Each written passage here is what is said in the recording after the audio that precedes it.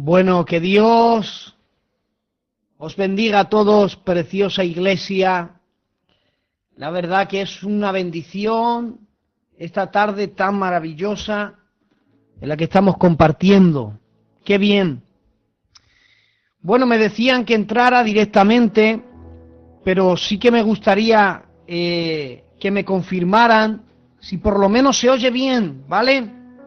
Que me confirmaran que todo se escucha bien. Bien, gracias. Perfecto. Bueno, yo estoy pendiente, hermanos, del chat, que lo tengo aquí en la pantalla del ordenador.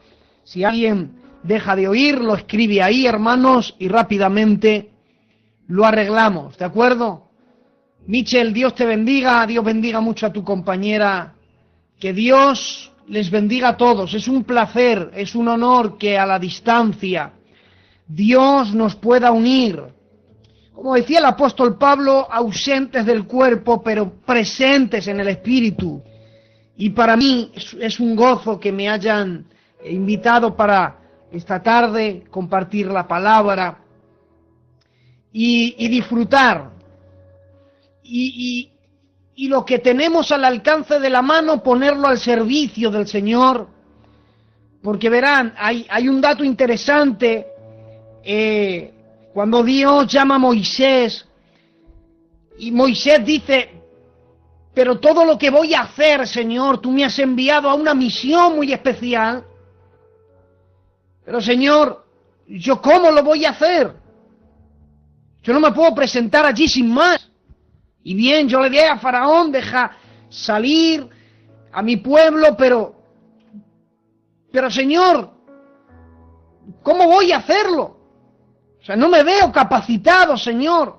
Y entonces el Señor le dice: bueno, si necesitas algo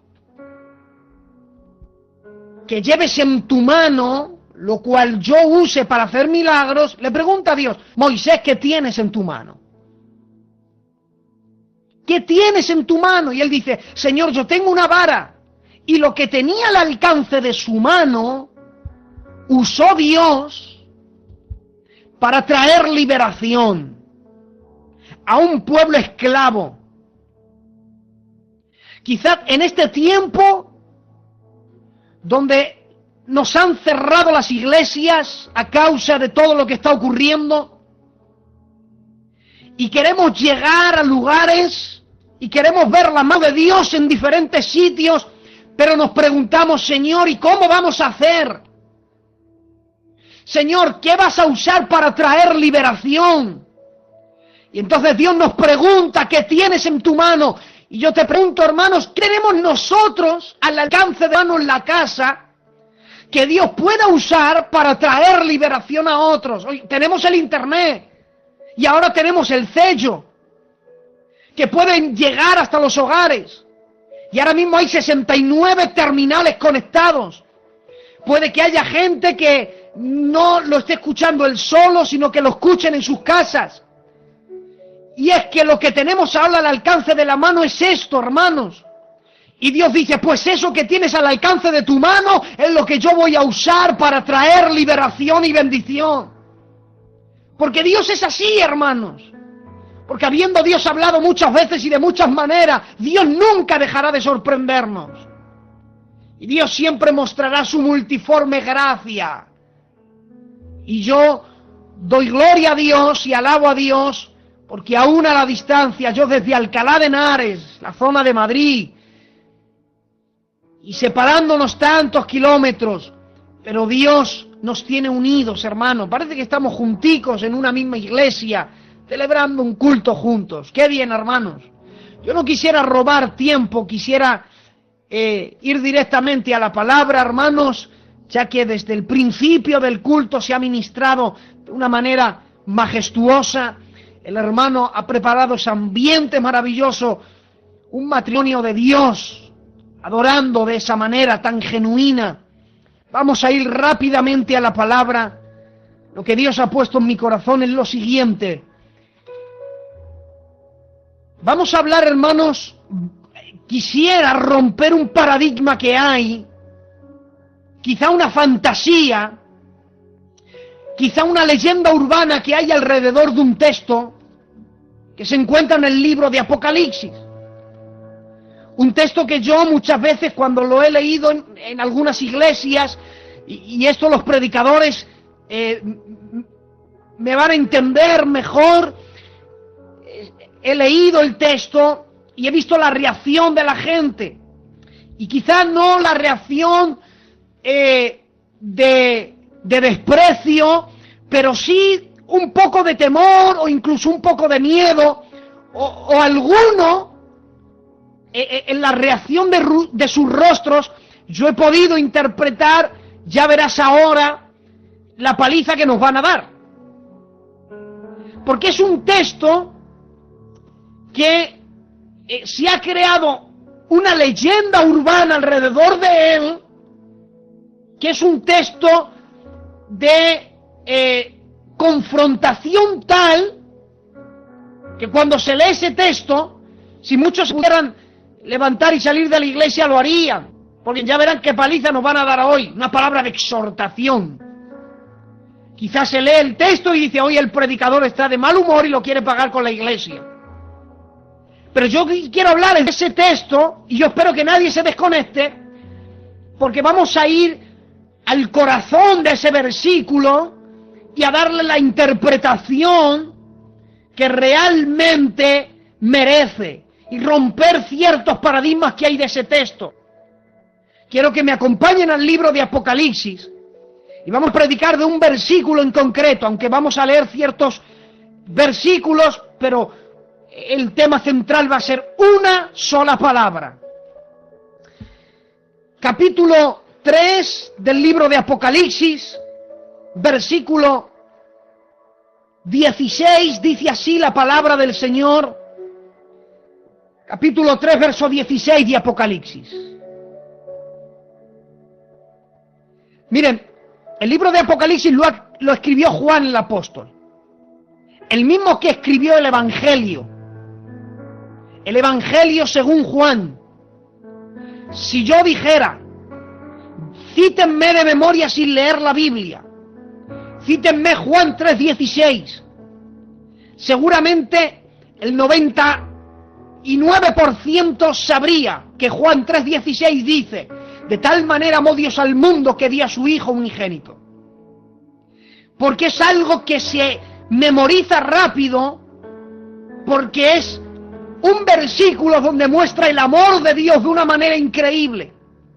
Pero si yo les digo que me citaran de memoria, sin abrir la Biblia, un texto que también lo escribió Juan y también lo reflejó en el capítulo 3 y el verso 15, pero ya no del Evangelio, sino de Apocalipsis, me gustaría saber cuántos se lo saben de memoria, y deberíamos saber que este texto dice así: pero por cuanto eres tibio y no frío ni caliente, te vomitaré de mi boca.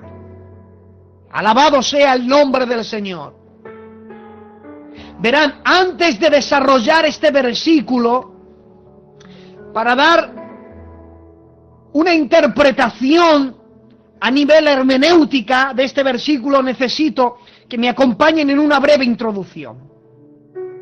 Verán, yo soy de los que defiendo que para entender Biblia, basta Biblia. O sea, para el conocimiento de las Sagradas Escrituras, pues basta la Biblia. Hay un montón de libros en las librerías cristianas, que bien, a mí me parecen bien, me parecen maravillosos, pero hay ciertos otros libros, pues que son un poco extraños. Y hay libros y 10 pasos de cómo llegar a no sé dónde, y 50 pasos de cómo orar, y rutas para llegar al corazón de Dios en no sé qué, y bueno, respeto todas las opiniones, pero yo soy de los que defiendo que para entender Biblia, basta Biblia, pero para enriquecer ciertos pasajes y entenderlos en su contexto, se necesita conocer ciertas más cosas. Por ejemplo,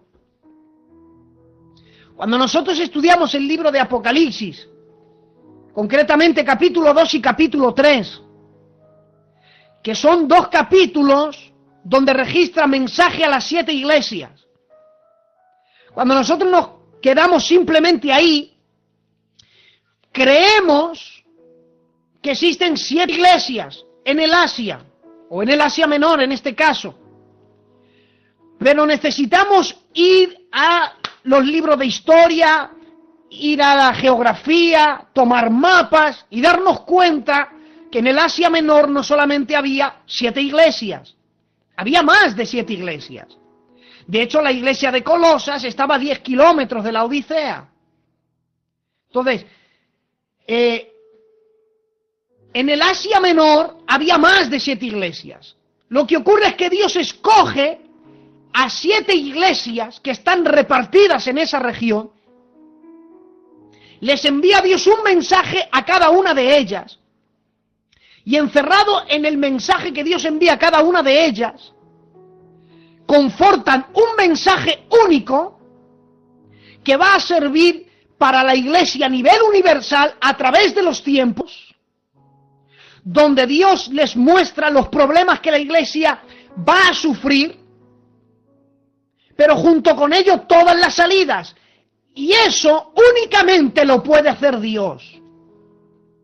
Por eso el mensaje a las 7 iglesias es un milagro que Dios nos ha regalado.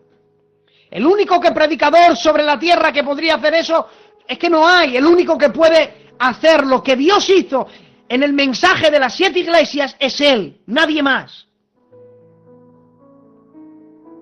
Y cuando nosotros, hermanos, queremos entender el mensaje a las 7 iglesias, leyendo las Sagradas Escrituras la vamos a entender. Pero cuando nosotros tomamos ciertos libros de historia y conocemos la cultura, de hecho en hermenéutica nos enseñan que para entender bien un libro, antes de estudiar un libro deberíamos saber quién lo escribió, quién es el escritor, quién es el destinatario, en qué época se escribió, cuál era la cultura del mundo en el que vivía el escritor, porque todo eso va a influir para entender ciertos pasajes de las Sagradas Escrituras. Por ejemplo, algo que se ha tomado como ejemplo, yo no sé si usted conoce alguno, pero yo sí lo he visto en alguno, por ejemplo aquí en la zona de Madrid, yo he visto algún pastor que ha prohibido a un niño y le ha dicho no te puedes poner en el coro porque tú tienes, por ejemplo, el pelo largo. Y bueno, si eso es lo que la visión pastoral se respeta, pero cuando ya se toma un pasaje de la Escritura para ese argumento, y es que no puedes ponerte en el coro con el pelo largo porque la Biblia dice, cuando ya añade porque la Biblia dice, ya se cambian las cosas. Y entonces hay un texto, es que la Biblia dice que deshonroso es al hombre dejarse crecer el cabello. Y cuando, por ejemplo, ya se toma las Sagradas Escrituras para una ministración, entonces la cosa ya se pone seria. ¿Por qué? Porque para tomar un pasaje deberíamos conocer ese texto dentro de su interpretación hermenéutica. Porque está bien, en una visión pastoral se puede respetar una visión pastoral, pero cuando, por ejemplo, en este caso, te estoy poniendo este caso para ponerte algo como ejemplo, ¿de acuerdo? Puede ser otro caso, pero estamos hablando de este caso. Cuando nosotros queremos tomar ese texto para decir a alguien, córtate el pelo a un hombre porque si no es deshonroso, porque lo dice la Biblia, tendríamos que conocer primero dónde está ese texto. Y ese texto está en Corintios.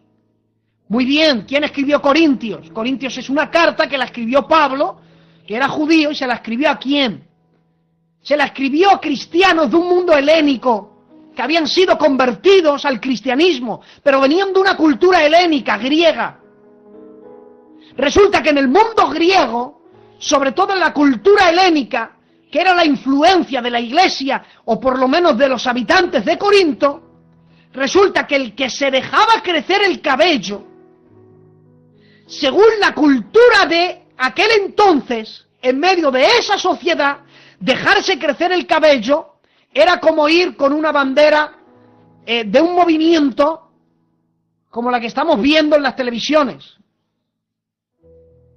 El movimiento gay ya tiene su propia bandera, ¿verdad? Y con esa bandera basta para saber qué es ese movimiento. En el mundo helénico, los que se dejaban crecer el cabello daban esa imagen, era como ir con esa bandera. Las mujeres que se cortaban el cabello decían que no estaban sometidas a un hombre. Entonces, si tomamos eso para una administración sin conocer la verdadera interpretación, erramos en las Escrituras. Porque es que resulta que para un judío era todo lo contrario. Para un judío era honroso dejarse crecer el cabello, porque recordaba un voto de nazareo, como por ejemplo Sansón. Entonces, aquí Pablo no dice que la Biblia dice o que Dios exige, dice porque la misma naturaleza no os enseña. Está diciendo, la misma cultura ya dice que el que se deja el pelo largo ya da una mala imagen. Resulta que se convertían, pero no cambiaban ciertos hábitos y se mezclaban en la iglesia, y a causa de eso la gente se escandalizaba. Decían, pero no han cambiado de vida, ¿por qué siguen con las mismas costumbres? Y Pablo, para romper con eso, les dice, la misma naturaleza no os enseña que al hombre es deshonroso dejarse crecer el cabello. Entonces, conociendo esa parte de historia, enriquecemos parte de las Sagradas Escrituras. Pasa lo mismo con el mensaje a la Odisea. Cuando nosotros estudiamos el mensaje a la Odisea, es increíble. Porque miren lo que Dios le dice a la iglesia que está en la Odisea. La Odisea se llamaba así la ciudad. La iglesia no se llamaba Odisea, se llamaba así la ciudad. Y la ciudad de la Odisea, en esa ciudad, por eso dice, envía el mensaje al ángel de la iglesia en la Odisea, es decir, está allí, en esa ciudad, y diles lo siguiente. O sea, el mensaje se lo hizo llegar al pastor y el pastor lo leía en la congregación y era un mensaje para todos. El mensaje era el siguiente. Yo conozco tus obras, que ni eres frío ni caliente, y ojalá fueras frío y caliente. Sigue el texto que hemos leído, y la declaración de Dios sigue, porque tú dices, yo soy rico, me he enriquecido, de ninguna cosa tengo necesidad, y no sabes que tú eres un desventurado, miserable, pobre, ciego y desnudo. Por tanto, yo te aconsejo que de mí compres oro refinado en fuego, para que seas rico, y vestiduras blancas para vestirte, y no se descubra la vergüenza de tu desnudez. Unge tus ojos con colirio, para que veas. Cuando yo, hermanos, empecé a estudiar cada una de estas frases, y yo quise conocer la historia que rodea la ciudad de la Odisea, yo me quedé sorprendido. ¿Por qué? Porque verán, la ciudad de la Odisea fue una ciudad fundada en el año 250 a.C. por Antíoco de Siria. Antíoco de Siria funda la ciudad, la llama la Odisea en honor a su esposa. Fue un regalo que la hizo, luego su esposa terminó envenenándole. La ciudad de la Odisea no era cualquier ciudad. Plinio el Viejo la llamaba, en sus memorias, una ciudad verdaderamente distinguida. Porque recuerdan a la ciudad de la Odisea, vamos a hablar, voy a daros una introducción histórica de la ciudad, ¿vale? Para que ustedes conozcan en qué lugar había una iglesia. Para hacer el resumen de cómo era la ciudad en la que había una iglesia, la ciudad de la Odisea número 1 sería un centro financiero. Era lo que hoy llamaríamos una ciudad de banqueros. Era un lugar de finanzas. El gobierno de la Odisea era un gobierno que tenía mucho dinero. De hecho, en el año 61, la ciudad de la Odisea fue destruida por un gran terremoto. Y como la ciudad de la Odisea era tan importante, envió emisarios de Roma prestándoles ayuda. Y el gobierno de la Odisea les dijo darle a Roma las gracias por la ayuda, pero diles que no necesitamos ayuda del exterior para reconstruir la ciudad. Y con el dinero que ellos tenían, con sus propios recursos, la reconstruyeron, sin necesidad de ayuda económica del exterior. Entonces la llamaban, era una ciudad de banqueros, una ciudad de finanzas. Si algo sobraba en la Odisea era dinero. Sería el gobierno de la Odisea o la ciudad, vendría a ser un centro de textil. Tenían tanto dinero porque importaban lana. La lana que producían eran una lana buena, llegaban a producir lana de diferentes colores, pero había una lana que no podían producirla en calidad, que era la lana de color blanco, pero por la que se hicieron famosos era por una lana que tenía marca y todo, la llamaban la lana trimita, que era una lana negra brillante. O sea, tenía como su propia marca registrada. Conocía el mundo antiguo, todo el Oriente Medio, conocían a la Odisea por importar lana de alta calidad y sobre todo la lana de color negro. También era famosa la Odisea porque era una ciudad donde había escuelas de medicina, tanto que de ahí salieron dos grandes médicos, o por lo menos inventores de ciertos problemas. Uno de ellos se llamó Alejandro, que inventó un colirio o un ungüento para los oídos, y otro médico que se llamó Zeusis, que fue el que inventó lo que hoy llamaríamos o lo compararíamos como el colirio para los ojos. Las vendían las aguas como aguas curativas. ¿Sabes dónde también había un templo pequeño dedicado al dios de la curación? Junto a la puerta de las ovejas. Por eso es que había un estanque y alrededor del estanque yacían toda clase de enfermos, cojos, ciegos y paralíticos. Y otro día, si quieren, hablamos de ese tema. Por eso ahí se agolpaban toda clase de enfermos. Cuando yo conozco la historia que rodea a la ciudad de la Odisea y al gobierno de la Odisea, yo me pregunto, pero vamos a ver, Señor, ¿a quién le has mandado el mensaje? ¿Se lo han mandado a tu iglesia? ¿O se lo has mandado a toda la ciudad?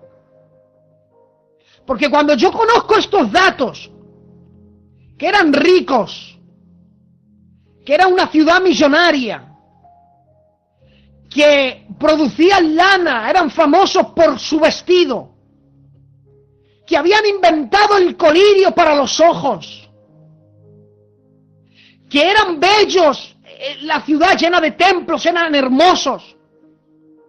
Y cuando yo conozco la historia que rodea a esta ciudad, y yo leo el pasaje del capítulo 3, desde el verso 14 al verso 22, yo digo, ¿a quién le estás hablando, Señor? ¿Estás hablando a toda la ciudad? ¿O directamente le hablas a la iglesia? Pero la Biblia deja claro que el mensaje va dirigido a la iglesia. Pero cuando yo conozco la ciudad, digo, bien podría todo este mensaje ser eficaz en toda la ciudad. Porque conociendo la ciudad, digo, el mensaje encaja ahí. Porque está hablando de todo lo que pasa y rodea la ciudad. Hasta que me di cuenta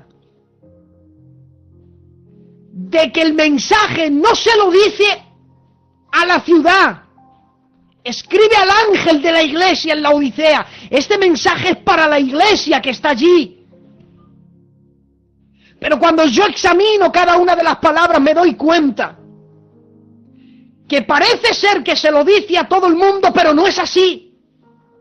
Lo que había ocurrido es que se había metido tanto la iglesia, el mundo, se había metido tanto la ciudad, la influencia, el gobierno, se había metido todo eso dentro de la iglesia de tal manera que cuando Dios mira a la iglesia en la Odisea, mira a los de afuera y mira a los de dentro, Dios no ve diferencia entre los de afuera y los de dentro.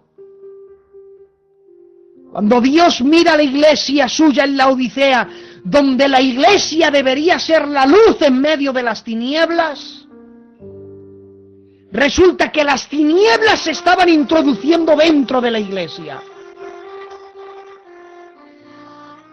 Y Dios les mira y dice, no hay diferencia entre los de afuera y los de dentro. Porque la iglesia estaba empezando a aceptar la manera en que el mundo arregla las cosas.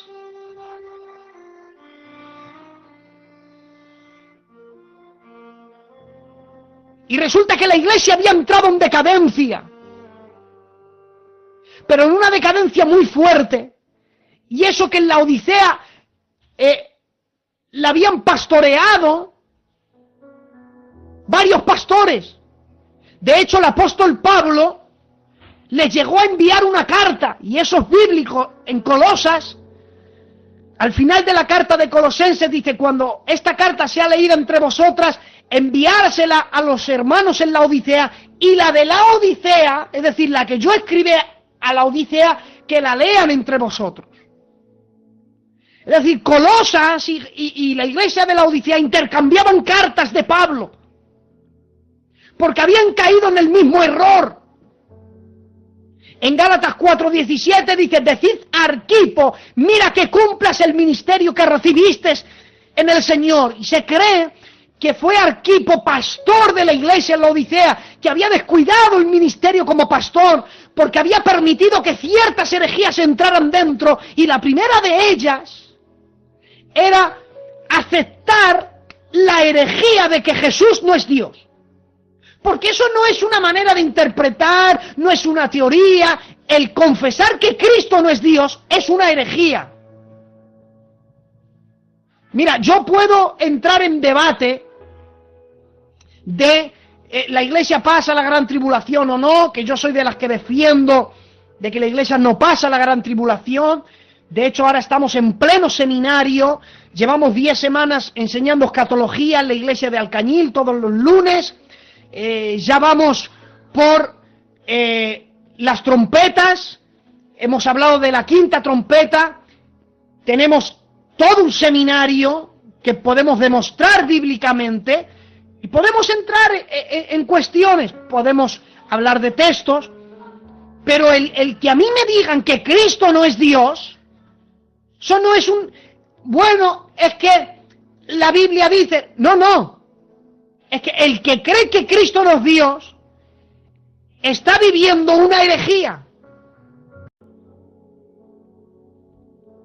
Porque la Biblia ya... Mira, para... Si hay alguien que quiera a Dios que no, pero si piensa así, la Biblia dice, por esta causa querían matarlo, a Cristo. De porque se decía ser el Hijo de Dios. Y ser el Hijo de Dios era el equivalente a decir que era Dios. Por eso, ¿sabe? Caifás le llama blasfemo cuando él le dice, ¿eres tú el Hijo de Dios? Dice, tú lo has dicho. Y dice, blasfemia, ¿qué más necesitamos? O sea, por decir soy Hijo de Dios, ¿me convierto en un blasfemo? No, pero es que resulta que para la boca de un judío, en el siglo I, decir soy el Hijo de Dios era igual que decir yo soy Dios. Entonces, cuando Caifás le dice, ¿eres tú el Hijo de Dios?, era lo mismo que haberle dicho, tú eres Dios, y que Cristo le respondió, sí lo soy. Entonces, si Cristo no es Dios, Cristo tampoco puede morir por mis pecados porque Cristo pecó al mentir. Porque Él dijo ser Dios. Por esa razón Cristo es Dios, porque lo dijo con su boca. Y si no es Dios, entonces no puede morir por mis pecados porque pecó y mintió. ¿Te das cuenta? Cristo es Dios, no hay discusión posible. Pero ellos habían aceptado el mismo problema de la iglesia de Colosas. Pablo a los colosenses les deja claro desde el capítulo 1 que Él es la imagen del Dios invisible, el primogénito de toda la creación, que en Él fueron creadas todas las cosas y sin Él nada de lo que hay existe. Él sustenta todas las cosas con la palabra de su poder. Entonces, Colosenses lidiaba con ese mismo problema. Por eso cuando él dice, he aquí el testigo fiel y verdadero, el principio de la creación de Dios, ahí la palabra el principio, que es el verbo argei o argei, que significa soberano, he ahí el soberano. No un ser creado, sino el soberano. Es la misma frase del soberano de los reyes de la tierra, aplicada a Dios. Pero ellos, aparte de empezar a aceptar a esa herejía, ellos querían solucionarlo todo con dinero. Porque si hay algo que fluía en la iglesia de la Odisea era el dinero.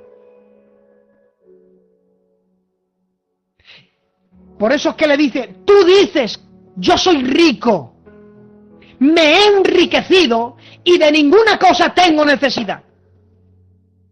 Es decir, que todo lo querían solucionar con la economía.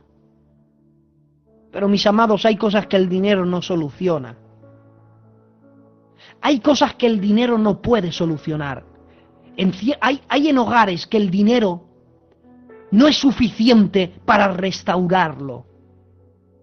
Quien te diga que el dinero no es necesario, no te ayuda, por supuesto, sí, el problema no es el dinero.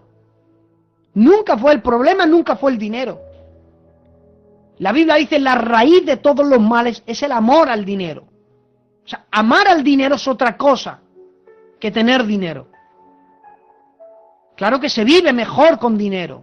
Eso no hay discusión posible. Pero hay ciertas cosas que el dinero no puede solucionar.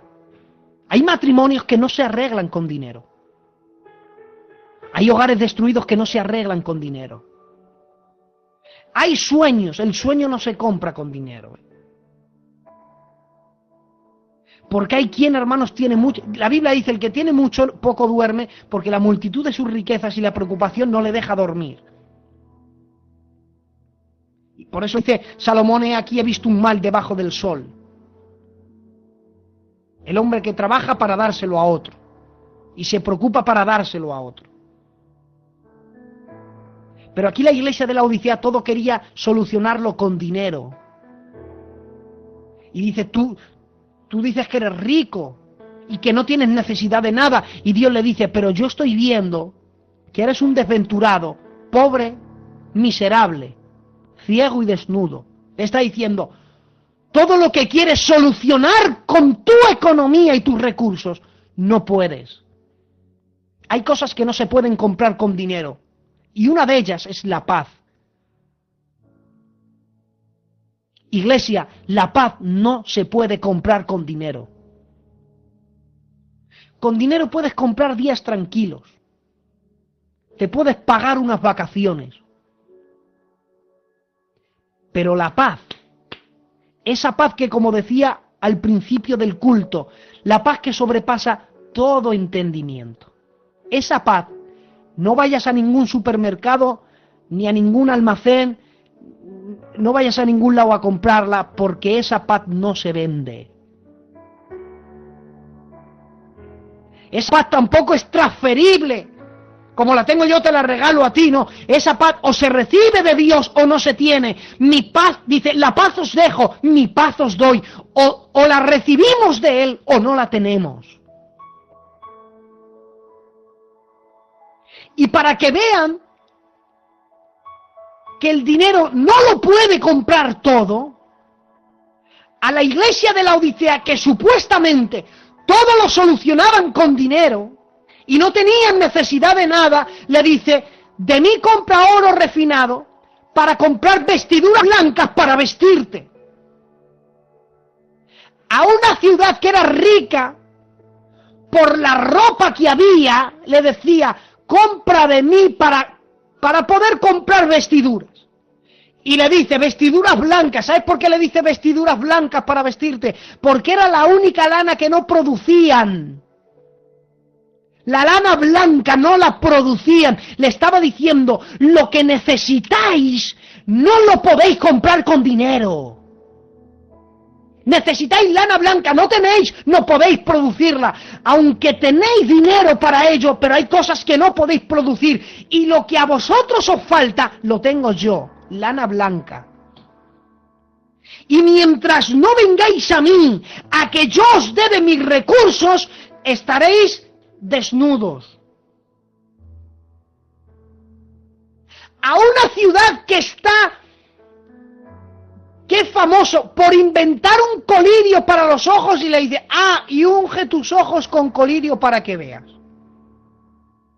Le está diciendo: por mucho que os ungéis con ese colirio que habéis inventado los hombres, os van a aliviar los ojos, pero hasta que no te unjas con mi colirio no vas a tener visión. Mirarás mucho, pero no verás nada.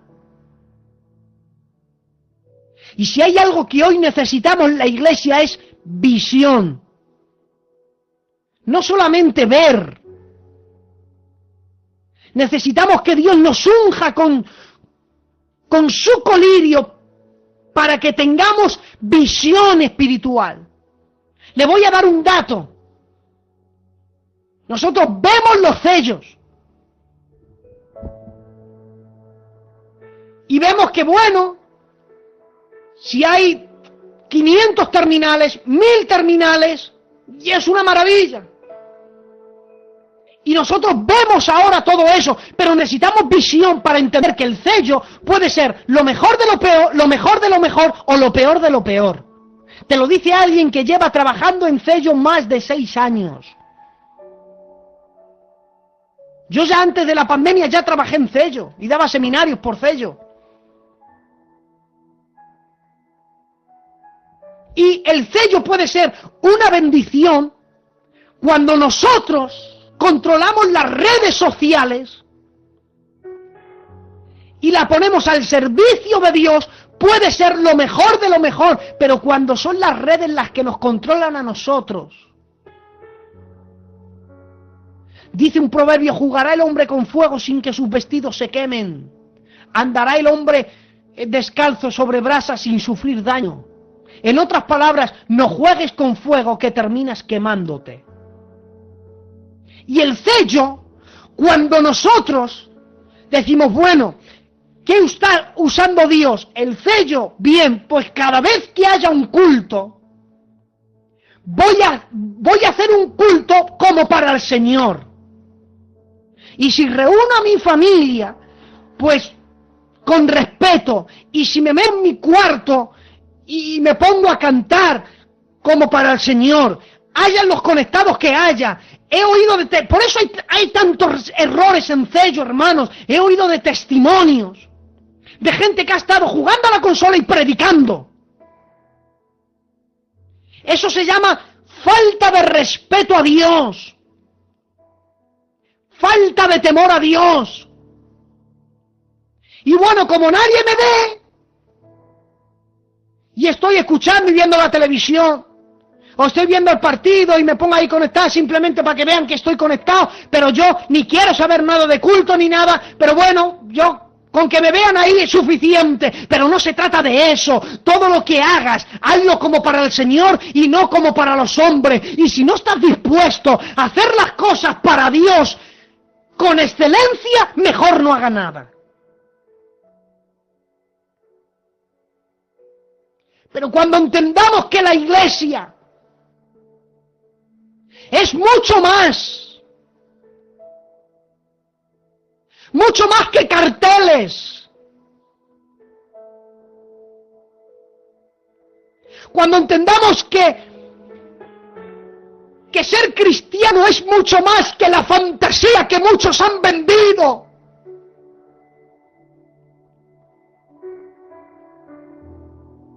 Que ahora mismo, hermanos, nosotros tenemos el sello. Pero si queremos producir un avivamiento, verán, si mañana dijeran todas las iglesias abiertas y todos fuéramos a las iglesias, se llenaran las iglesias, o todos los cristianos en un estadio, y todo el mundo fuera un estadio, dijéramos avivamiento. Avivamiento no se trata de multitud.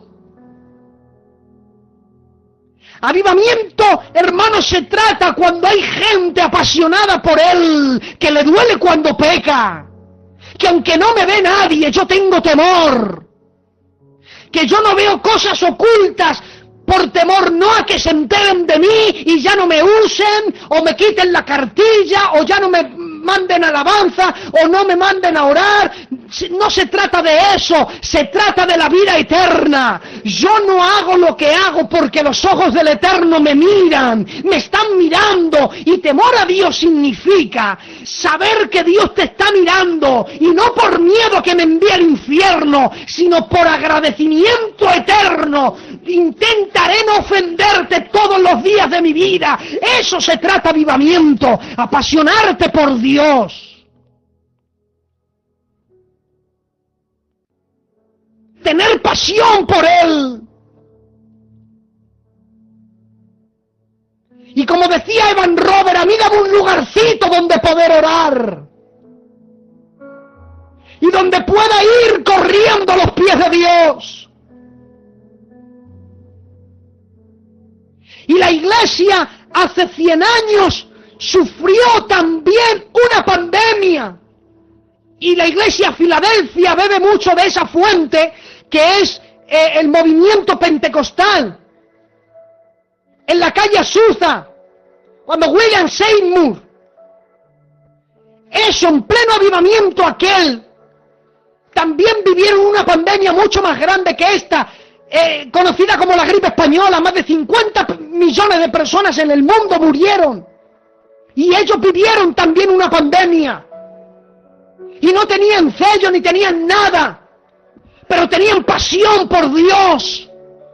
Y apenas se podían, no existía eso de los confinamientos, no existía, pero había un virus terrible. Pero cuando ellos se metían en una casa, porque hacían los cultos en los hogares, dice la historia que William Seymour se metía la cabeza en una caja y empezaba a orar, y cuando sacaba la cabeza de la caja y levantaba las manos a Dios, hay infinidad de testimonios que la gloria de Dios descendía, porque necesitaban un lugar para apasionarse con Él.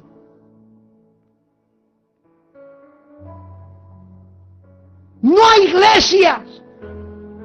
Y uno dice, ¿y por qué lo ha permitido el Señor? Si para ser cristiano necesitas un culto, creo que necesitas examinarte a ti mismo. Dice el apóstol Pablo, examinaos a vosotros mismos y probaos a vosotros mismos. No podemos vivir una vida cristiana, mira a fulano, mira lo que hace, mira lo que ha dejado de hacer, mira este y mira lo otro, y mira lo otro, examinando una vida cristiana, examinando a los demás. Eso es erróneo. Dice la Biblia, el único examen que Dios permite a una persona, dice examinaos, pero a vosotros mismos. Si tienes que hacer un examen, háztelo a ti mismo. Dice, probaos a vosotros mismos, a ver si es que estáis en la fe. Has probado una pandemia, no has ido a ninguna iglesia, sigues teniendo la misma pasión, el mismo amor, el mismo temor, porque esto se llama prueba. A ti mismo.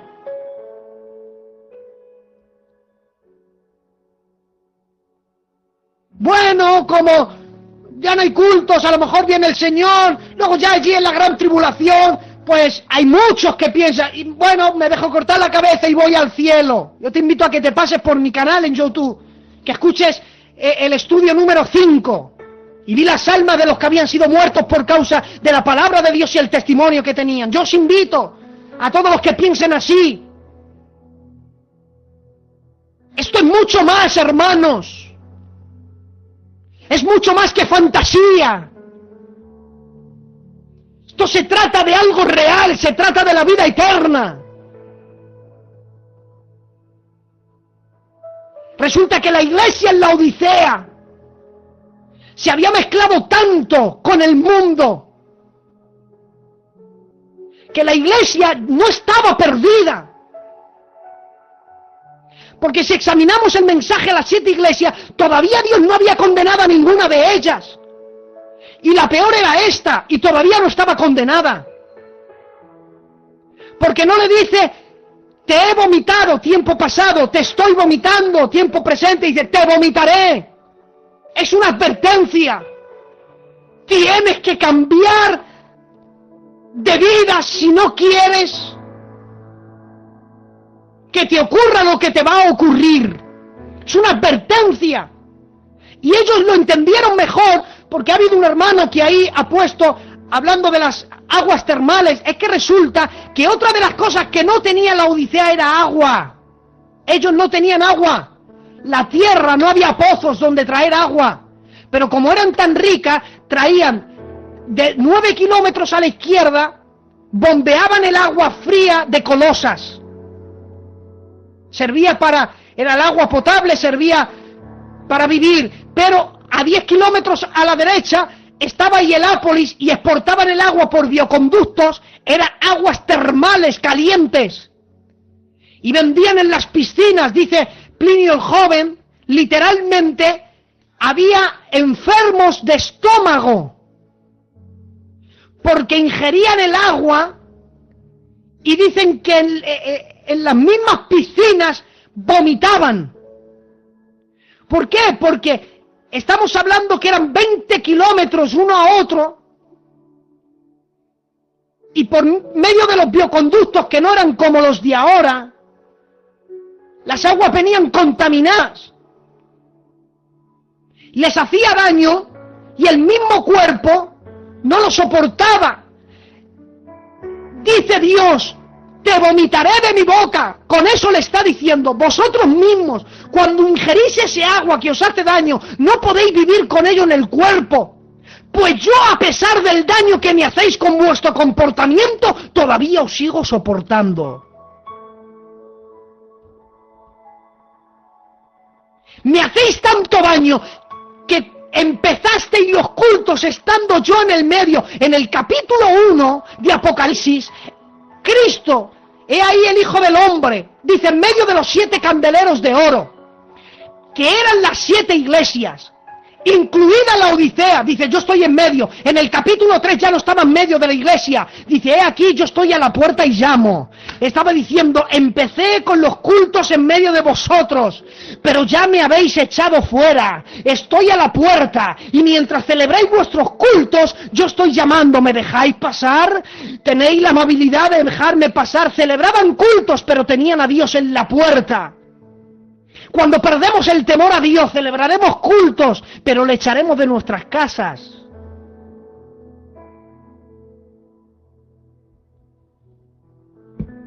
Y dice Dios, ya es suficiente.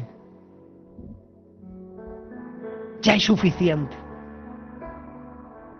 Necesitamos una iglesia apasionada por Él. Que entienda que esto no es un simple juego.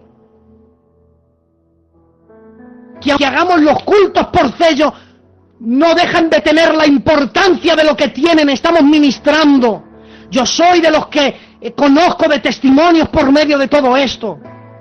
Hermanos, yo estoy llegando por medio del internet a lugares que yo mismo jamás hubiera podido llegar. Jamás. Si yo tengo 2 canales en YouTube.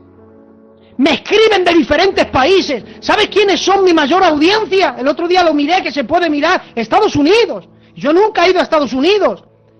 Tengo comentarios de diferentes países del mundo, de diferentes lugares de España. Y yo no he ido fuera de España, hermanos, a predicar. Entonces yo conozco que esto, cuando lo tenemos a las manos de Dios, escuchen, había allí un jovencito que tenía unos panes y una multitud hambrienta, y el jovencito no podía hacer nada. Pero cuando puso eso en las manos de Dios, dio de comer a multitudes. Cuando ponemos el canal de sello, lo ponemos al servicio de Dios, Dios puede alimentar a multitudes, bendecir a multitudes. Quiera Dios que nunca perdamos la pasión. Quiera Dios que nunca perdamos ese amor.